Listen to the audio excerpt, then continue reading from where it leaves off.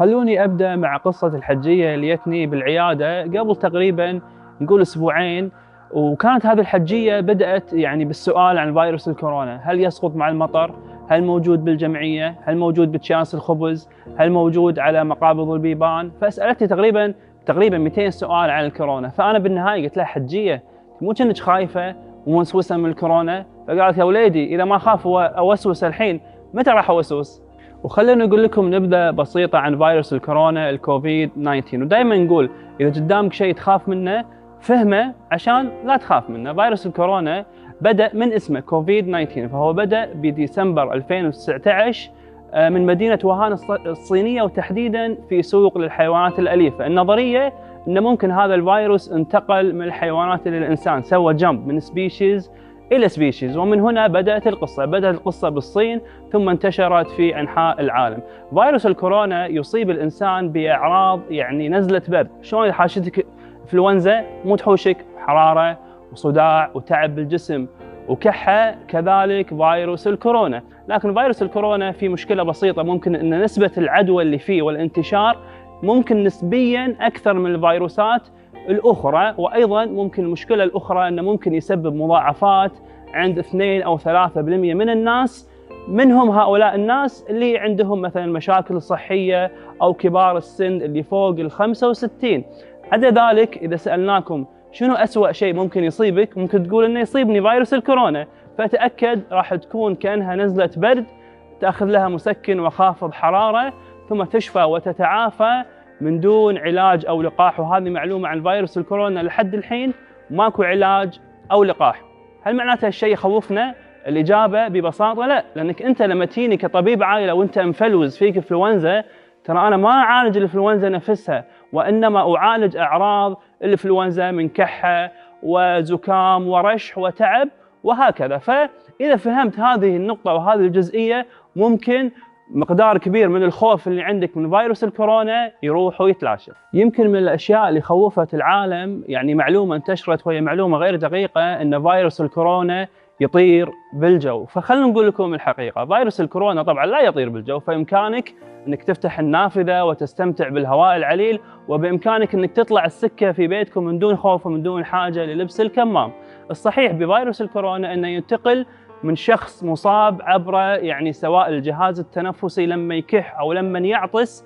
التخيل الواحد لما يعطس تقريبا تطلع منه إلى 2000 قطيرة تنفسية. عشان كذي نوصيكم بآداب العطاس والكحة، حط إيدك أو حط المنديل عشان لا تنشر هذه القطيرات التنفسية اللي تحتوي على الفيروس. المهم أن هذه القطيرات قد تبقى في جو الغرفة عدة ساعات، بعض الدراسات تقول، وقد تبقى على الأسطح أيضا لعدة ساعات. وهذا وين يكون يا جماعة؟ هذا يكون فقط بالمستشفيات وبالأماكن اللي فيها المرضى.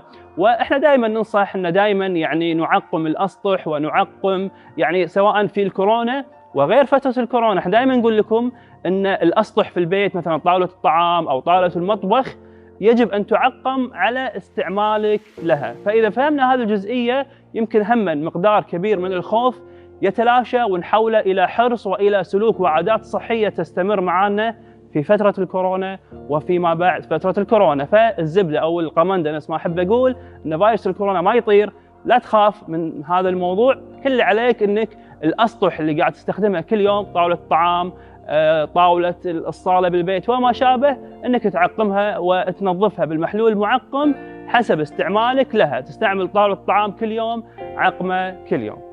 تذكرون سالفة الحجية اللي قلت لكم عنها، اللي قالت إذا ما أخاف أوسوس بوقت الكورونا متى راح أخاف وأوسوس؟ خلونا نستخلص من هذه القصة بعض الممارسات الخاطئة اللي بعض الناس يسوونها واللي ممكن تنعكس سلبياً على صحتهم. أعطيكم مثال، بعض الناس خوفاً من الفيروسات يقوم يحط الجل الكحولي قدامه وكل نص ساعة، لا شعوريا هذا كان قدامك بالطاولة، كل نص ساعة راح تحط وتفرك إيدك فيه، أو يقوم بغسل اليدين بطريقة متكررة ومن دون حاجة. خلونا نوضح يا جماعة أن جهاز المناعة بالجسم هو الخط الأول لك لمكافحة الفيروسات وباقي الجراثيم، والجلد هو جزء من جهاز المناعة. تأكد أن أنت لما تسوي عملية التعقيم والغسيل بصورة أكثر من الطبيعي ومن غير حاجة لها، شنو راح يصير؟ راح يجف الجلد، يتشقق الجلد، وراح تقول حق الفيروسات حياكم سووا التهاب. لذلك يعني موضوع الخوف خلينا نتركه وخلينا نفهم الطرق الصحيحه للوقايه من الفيروس، اللي هي طبعا يعني النصيحه ان هذا الجل المعقم شيله من عينك، هذا هو الاستثناء، والاصل هو غسيل اليدين. ومو كل وقت، اذا انت قاعد ببيتك وما غيرت مكانك ما له داعي كل ساعه تغسل ايدك.